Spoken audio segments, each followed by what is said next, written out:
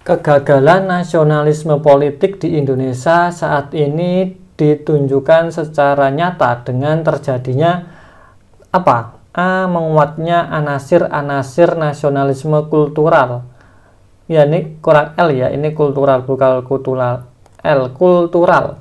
Yang B, makin banyaknya aksi teror bom dari sindikat internasional. C, melemahnya sistem integrasi nasional.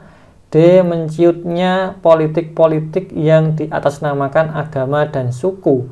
E, makin banyaknya berita hoaks dan provokatif di sosial media. Apa yang terjadi ketika nasionalisme politik hilang? Teman-teman harus tahu dulu, nasionalisme politik itu apa sebenarnya? Kalau nasionalisme itu diartikan menyukai negaranya, kalau ada kata politik itu artinya adalah politik atau tindakan politik yang tujuannya adalah untuk kebaikan negara. Kebaikan negara, bukan untuk kebaikan golongannya, bukan untuk kebaikan pribadinya, bukan untuk kebaikan hal-hal yang lain, tapi benar-benar untuk negaranya. Ketika hal itu hilang di Indonesia, apa yang akan terjadi gitu ya? Yang A, menguatnya anasir-anasir nasionalisme kultural. Nah, ini yang tepat. Kalau nasionalismenya hilang, maka muncullah nasionalisme kultural atau nasionalisme budaya. Ini yang muncul.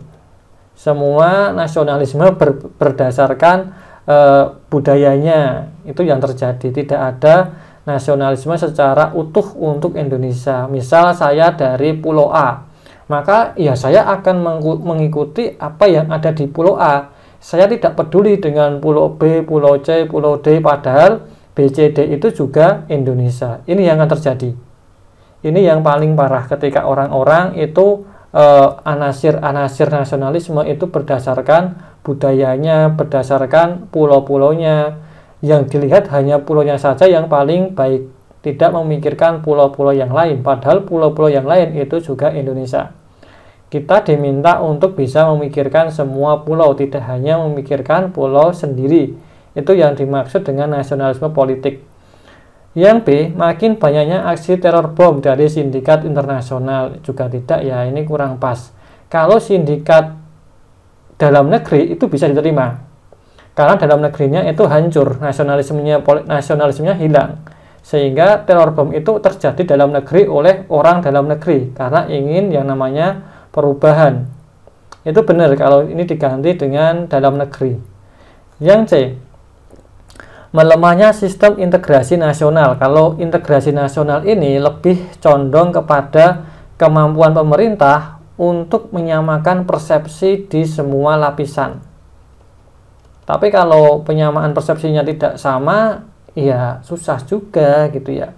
Pemerintah pusat bilang A, di tingkat provinsi bilang B, di tingkat kabupaten bilang C, di tingkat kelurahan bilang D. Nah, itu tidak terintegrasi. Itu intinya ada di yang paling atas ya, di sumbernya. Ini harus benar-benar bisa berkomunikasi dengan bawahnya, itu baru bisa terjadi integrasi. Oke, yang C, menciutnya politik-politik yang diatasnamakan agama dan suku. Bukan ya, malah bukan menciut, tapi malah semakin lebar ketika nasionalisme politiknya hilang. Ini malah akan semakin melebar.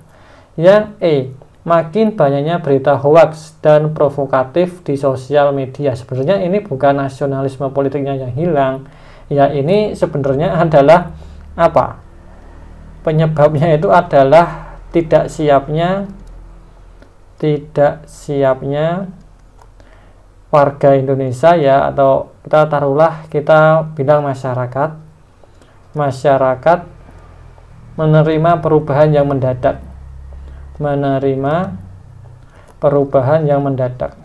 perubahan yang cepat gitu saja, yang cepat. Nah, ya ini yang terjadi sebenarnya. Berita hoaks provokatif itu sebenarnya adalah masyarakat Indonesia itu ada yang belum siap menerima perubahan yang sangat cepat, sehingga mereka dapat berita, oh ini benar, sebarkan, oh ini baik, sebarkan, padahal itu kan belum tentu benar, harus dicek dulu, dan kebiasaan itu belum ada karena media sosial itu tiba-tiba datang gitu, oh ada IG, ada Facebook, ada WA group, itu kan tanpa diedukasi oleh pemerintah, mereka sudah punya IG, sudah punya WA, sehingga ya terjadilah penyebaran hoaks dan provokatif. Oke, seperti itu ya. Berarti jawabannya adalah yang A, yaitu menguatnya anasir-anasir nasionalisme di tingkat kultural atau di tingkat budaya akibat dari nasionalisme politik yang rendah atau dikatakan di sini gagal. Oke, kita lanjut lagi.